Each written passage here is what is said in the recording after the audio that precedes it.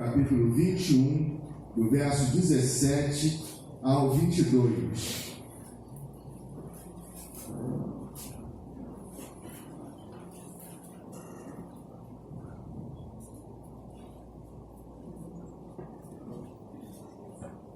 Mateus 21, do verso 17 ao 22.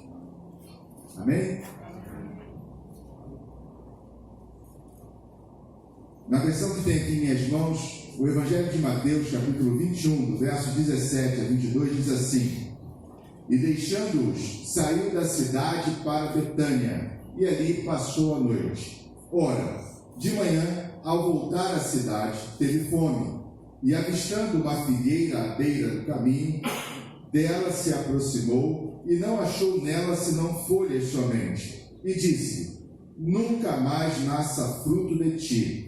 E a figueira secou imediatamente. Quando os discípulos viram isto, perguntaram, admirados: Como é que imediatamente secou a figueira? Jesus, porém, respondendo-lhes, disse: Em verdade vos digo, que se tiverdes fé e não duvidardes, não só fareis o que foi feito à figueira, mas até se a este monte disserdes: Ergue-te e lança-te ao mar, isso será feito. E tudo o que pedirdes na oração, crendo, recebereis.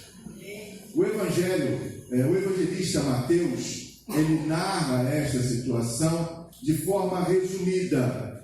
Já no Evangelho de Marcos, temos uma extensão um pouco maior deste mesmo fato. A figueira é uma árvore interessante, porque antes das folhas, vêm os frutos. Ela dá frutos antes das folhas. Quando vêm as folhas, os frutos já estão nela. E esses frutos, apesar de não serem apetitosos, esses frutos verdes, apesar de não serem apetitosos, eles são comestíveis. Jesus, vendo aquela árvore cheia de folhas, ela deveria estar com frutos. E chegando próximo a ela, viu que ela estava sem fruto e a amaldiçoou. É interessante e é importante ressaltarmos que Cristo, ou Jesus, ele não amaldiçoou aquela árvore só porque ele não conseguiu dela usufruir os frutos ou alimentar-se. Ele amaldiçoou aquela árvore para um ensinamento, uma analogia feita aos seus discípulos sobre a hipocrisia. Então ele tinha algo a ensinar aos seus discípulos.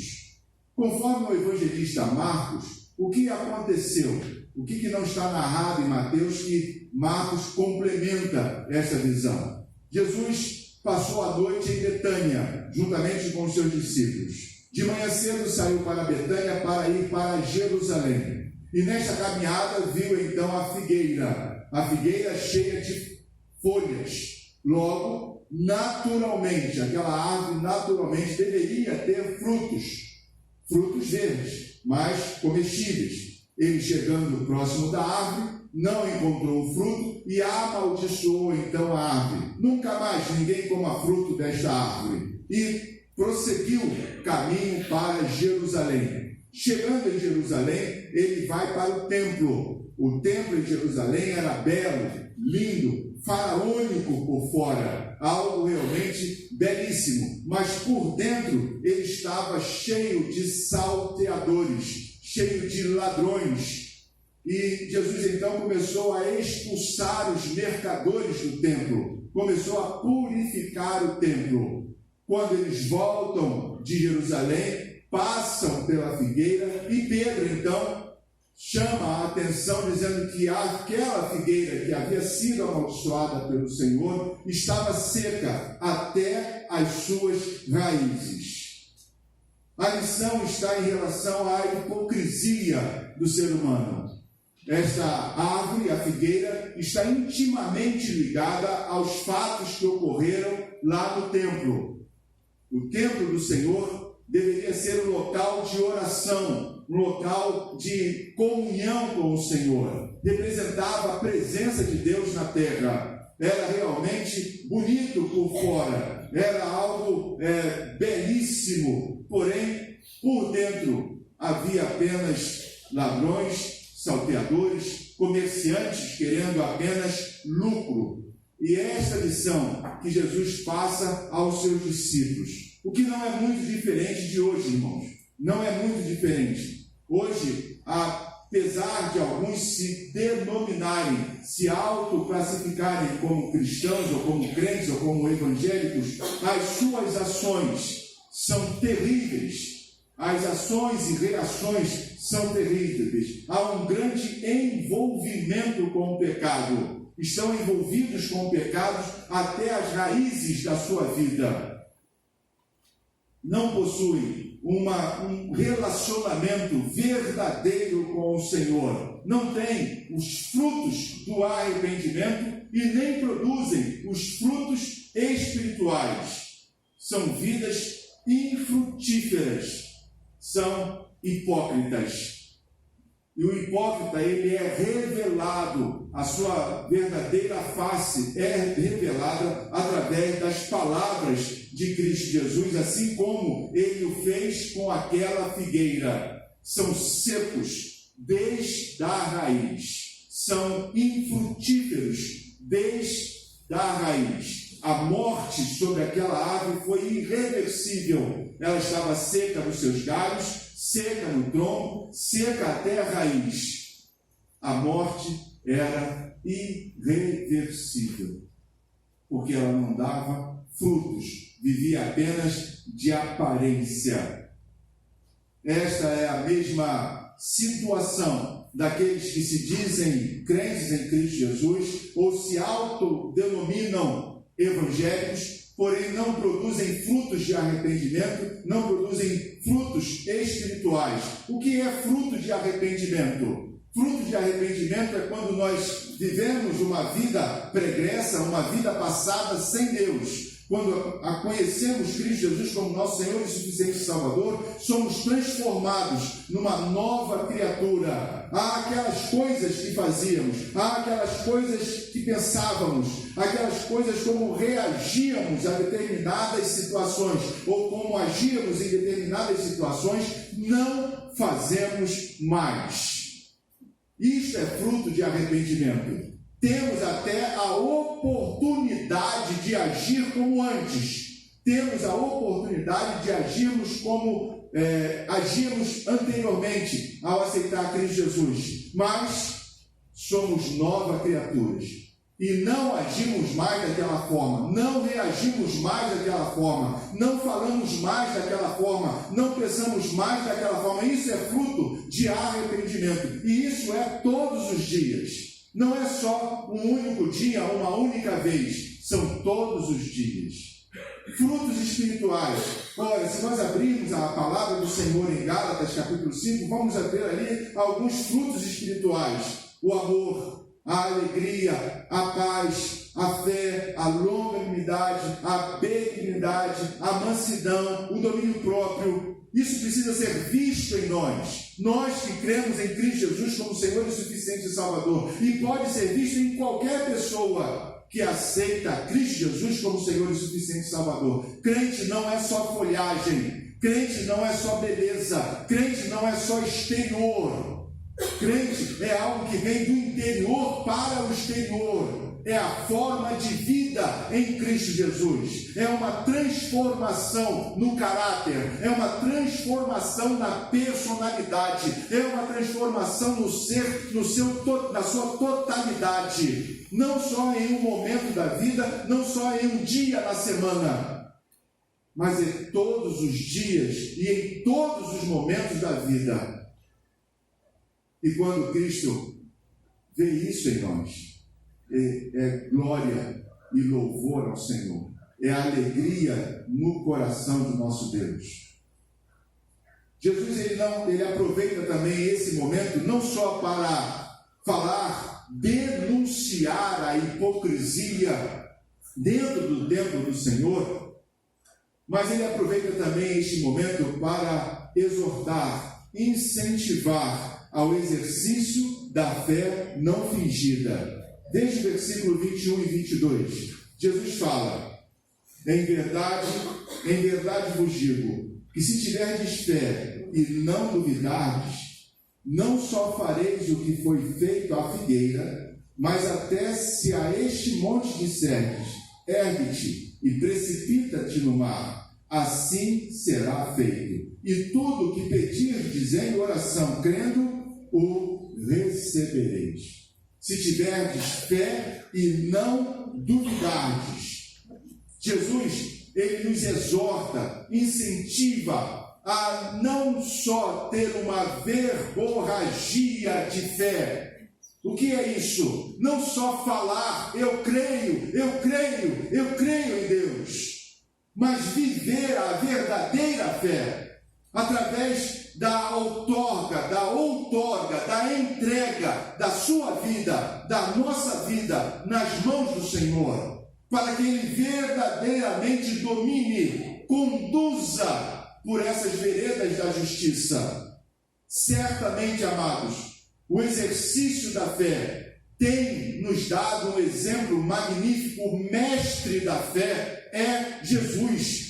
E nós precisamos olhar para Jesus para exercitar esta fé não fingida. Jesus é o nosso mestre, Jesus é o nosso Senhor, Jesus é o nosso exemplo de fé.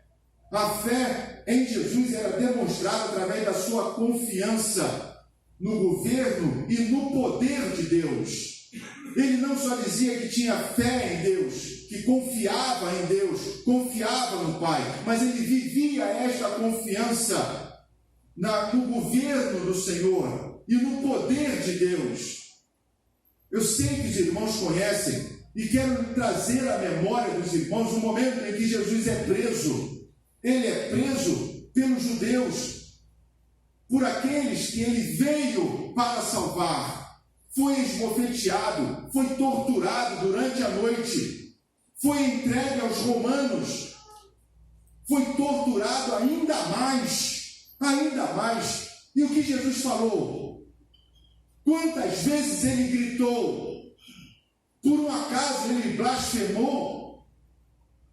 Em momento algum, em silêncio, porque ele confiava no governo do Senhor, no governo de Deus. Ele sabia que tudo aquilo que estava ocorrendo estava no exato controle de Deus. Deus tinha o controle da vida dele.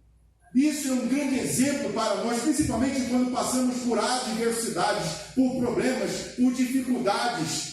Há muitos de nós passando por grandes dificuldades, mas é justamente nesse momento que precisamos exteriorizar esta fé que dizemos que temos. É justamente nesse momento que temos que praticar a fé, confiar no Senhor, que Ele tem o governo de nossa vida. Tudo o que está acontecendo é da vontade do Senhor na minha vida.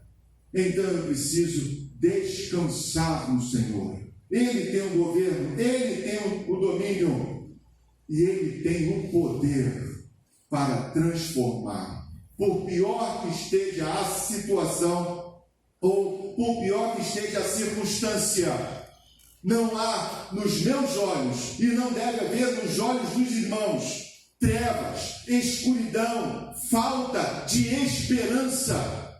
Porque o nosso Deus é conosco. Podemos não saber onde estamos pisando em virtude da grande escuridão que nos cerca, mas Deus está com as mãos prontas para nos sustentar. Ele está nos guiando e Ele é a nossa luz. Não precisamos ficar atemorizados, confusos, desesperados. A fé de Jesus era demonstrada através da sua confiança na bondade de Deus. Na bondade de Deus, irmãos. Jesus estava sendo humilhado, estava sendo torturado, tortura das piores espécies, das mais dolorosas. E ele confiava na bondade de Deus. Sabia tinha certeza absoluta que Deus é bom e a sua benignidade dura para sempre. Quando falamos que a benignidade do Senhor dura para sempre, temos que ter na nossa consciência que a benignidade, a bondade do nosso Deus é constante, não é só eterna, ela é qualitativamente boa a todo instante, até mesmo nos piores momentos em que possamos estar passando ou que venhamos a passar. Deus tem um propósito bom. Deus tem um propósito bom. Nós precisamos ser aperfeiçoados, irmãos. E para aperfeiçoar-nos, é importante deixarmos algumas coisas para trás. E nem sempre o velho homem, as velhas atitudes, os velhos costumes querem largar do nosso coração, da nossa alma.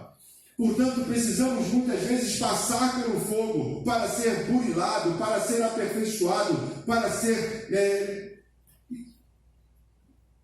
Os irmãos, me faltou palavras. Lapidados, obrigado. Lapidados. Ficarmos ali brilhando. Mas isso exige um desgaste. E principalmente uma fé não fingida. Deus não permite, irmãos. Deus é tão bondoso, tão misericordioso, que Ele não permite que vivamos uma fé fingida. Ele vai nos trazer algumas dificuldades, que para nós é teste, para testar a nossa fé, para aperfeiçoar esta fé. A fé de Jesus era demonstrada através da sua obediência à vontade do Senhor. A fé de Jesus não era apenas uma fé teórica, era uma fé prática. Ele, na verdade, não queria ir à cruz do Calvário. Ele orou no Getsêmani: Senhor, se for possível, passa de mim este cálice, passe de mim, mas seja feita a tua vontade, não a minha. Então a fé de Cristo Jesus é demonstrada em obedecer à vontade de Deus, mesmo quando esta vontade do Senhor vai de encontro à nossa vontade. Isso é fé.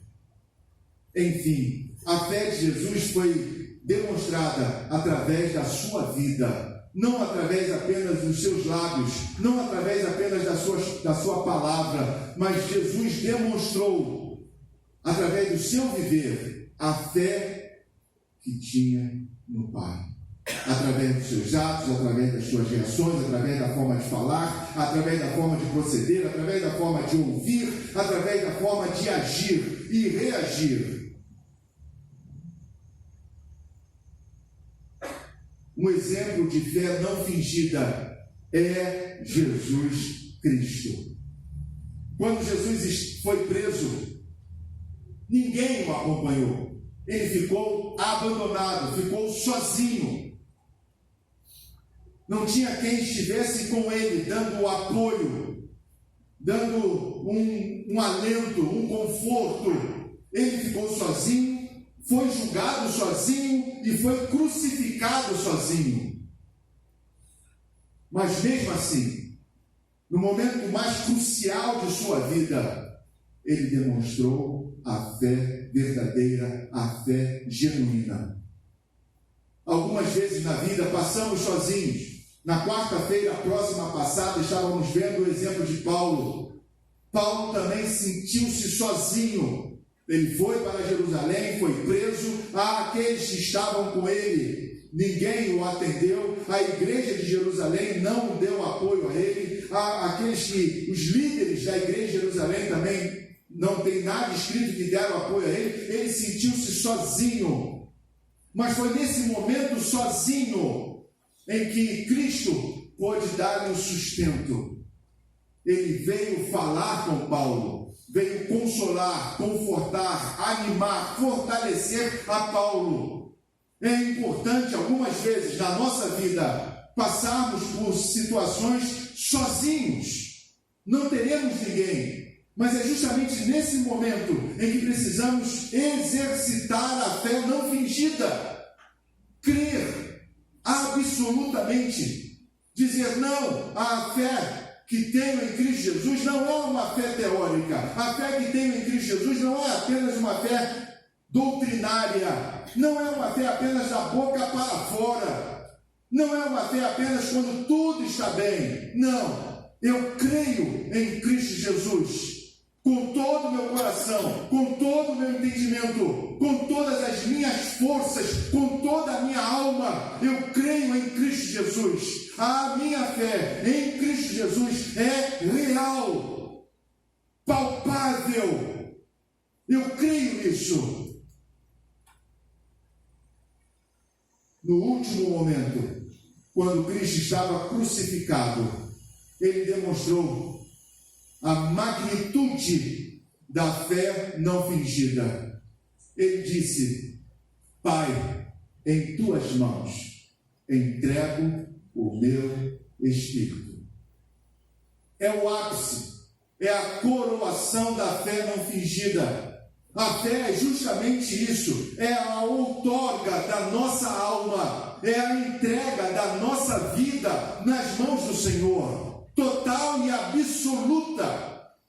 Não há meio termo, não há meia medida, não há mais ou menos. Ou eu entrego a minha vida a Cristo Jesus e deixo nas mãos do Senhor, ou a minha vida está em minhas mãos e as consequências será uma para estar em minhas mãos e outra para estar nas mãos do Senhor. Se cremos e se a nossa fé não é fingida, a nossa vida tem que estar nas mãos do Senhor.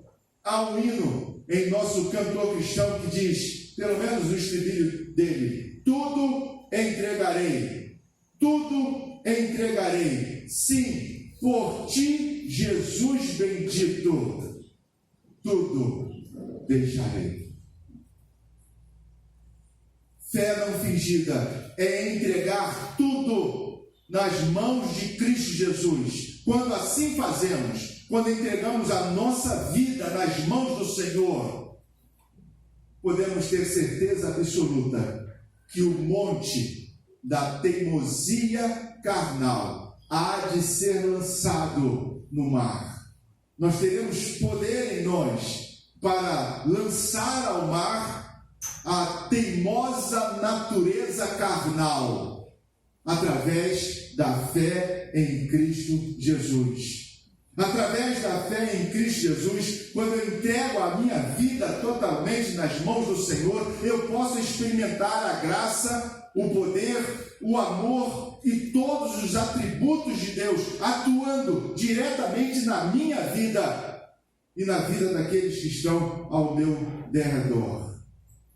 Jesus, com esta ilustração, ou com este fato narrado por Mateus e por Marcos, ele revela que a vida aparentemente religiosa é igual àquela figueira, cheia de flores, cheia de folhas, mas porém sem frutos. O hipócrita, o falso crente, ele é revelado por Deus como uma árvore totalmente infrutífera e que pode ser seca. A aparência dela pode ser até bonita, mas a realidade é secura até a raiz. E para nada mais serve se não ser lançada no fogo. Sem sombra de dúvida, amados, há aqueles que se dizem crentes, anunciam, se autopropagam como evangélicos, mas as atitudes demonstram que é uma pessoa sem frutos de arrependimento e sem frutos espirituais, é seco, terá o mesmo destino de Satanás e os seus anjos, é o lago de fogo ardente. A ilustração da figueira não serve apenas para denunciar a hipocrisia, a falsidade. Ela também nos incentiva a exercitar a fé não fingida. Nos incentiva a entregarmos cada vez mais a Cristo Jesus, independentemente das circunstâncias pelas quais estamos passando. Precisamos tomar a atitude, desenvolver uma ação. Quando pregamos o Evangelho, quando falamos de Cristo Jesus a qualquer uma pessoa, desejamos que ela tome uma decisão. É importante que ela profira, diga que aceita a Cristo Jesus e tome a decisão de seguir a Cristo Jesus. Esse é o nosso objetivo. Porém, quando ouvimos e olhamos para a palavra do Senhor, ela requer de nós uma ação e uma atitude. Se dizemos que temos fé em Cristo Jesus, precisamos viver esta fé. Vivê-la em todos os sentidos, entregando todos os aspectos da nossa vida, seja os sentimentos, seja a razão, seja as ações, seja por onde nós estamos a caminhar. Tudo devemos entregar a Cristo Jesus, para que através desta fé, cada dia venhamos a nos assemelhar ao nosso Criador, para que aqueles que estão ao nosso derredor vejam Cristo em nós. Se assim fizermos, se exercitarmos essa fé não fingida, seremos ouvidos pelo Senhor. E não só ouvidos por Ele, Deus agirá a nosso favor. É isso que Cristo fala. Pedires o que quiseres, e Deus fará. Mas há uma circunstância. Há um porém. É necessário exercer essa fé genuína, esta fé não fingida. Não ser apenas casca, não ser apenas aparência, ser servo do Senhor de todo o coração. Amém? Amém. Que assim vivamos para a glória do Senhor e a alegria nossa. Nós temos um hino congregacional, canto congregacional, poder da oração.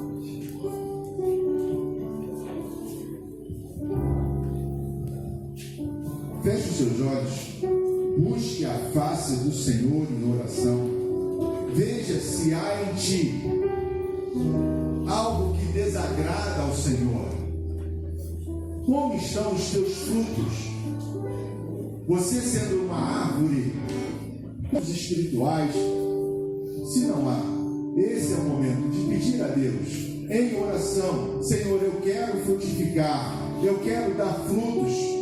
Eu quero ser um instrumento útil e eficaz nas tuas mãos. Aparta de mim, ó Deus, tudo aquilo que não te agrada. E eu sei o que não te agrada.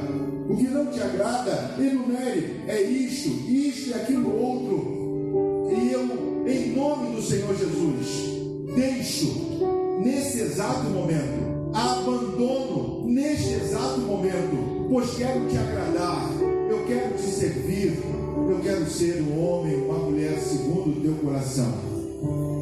Atua em mim. Age, ó Deus, na minha vida. Eu quero frutificar.